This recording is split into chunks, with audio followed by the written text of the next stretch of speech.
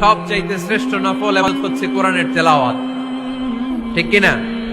আল্লাহর হাবিব সাল্লাল্লাহু আলাইহি ওয়াসাল্লাম বললেন, নফল ইবাদতের মাধ্যমে আল্লাহর কাছে যেতে চাও, নৈকট্যপ্রাপ্ত বান্দা হতে চাও, আফদলুল ইবাদাতি তিলাওয়াতুল কোরআন।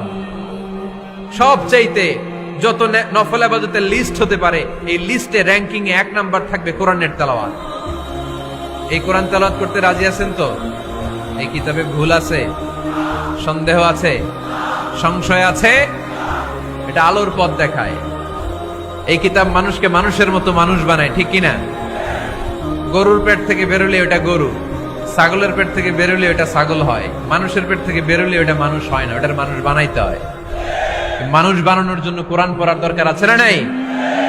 ফজরের পরেই এই নিমসার এলাকায়, এই কুমিল্লা এলাকায় কোরআনের সুমধুর বাণীতে আমাদের গ্রামগুলো মুখরিত থাকতে হবে। আওয়াজ করে বলেন ঠিক কিনা? একটা সময় ছিল আমার বাংলার ৬৮,০০০ গ্রাম থেকে ফজরের পর কোরআনের ধ্বনি শোনা যেত। ৬৮,০০০ গ্রাম থেকে, মক্তবগুলো থেকে আল্লাহর বাণী শোনা যেত। কিন্তু এখন নানা ষড়যন্ত্রের কবলে পড়ে আমাদের মক্তব বন্ধ হচ্ছে, আমাদের কোরআন তেলাওয়াত থেমে যাচ্ছে। কোরআনের তেলাওয়াত কশিন কালেও থামায় দেওয়া যাবে না। চিল্লায় বলেন ঠিক কিনা? ধর্মপ্রাণ হতে চাই। ফজরের পরে আমাদের সিলেবাস কি? কোরআন তেলাওয়াত। আওয়াজ করে সবাই বলেন, ফজরের সালাতের পরে আমাদের প্রতিটি পরিবারে, প্রতিটি ঘরের সিলেবাস কি? তাহলে কোরআন তেলাওয়াত করব। 2 নাম্বার, তাহাজ্জুদের সালাত পড়ব। কিসের নামাজ? হুজুর ফজরই পড়তে পারি না।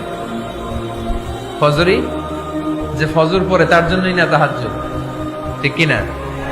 ফজরই তো পড়তে পারি না, তাহাজ্জুদ পড়ব কখন? তাহাজ্জুদ পড়লে আপনার মর্যাদা বাড়ায় দিবে কে? রব্বুল আলামিন বলেন, ওয়া মিনাল লাইলি ফাতাহাজ্জাদ বিহি নাফিলাতান লাকা আসা আইয়াবআসাকা রাব্বুকা মাকামান মাহমুদা। তাহাজ্জুদের নামাজ যারা পড়বে তাদের মর্যাদা বাড়িয়ে দেয় কে?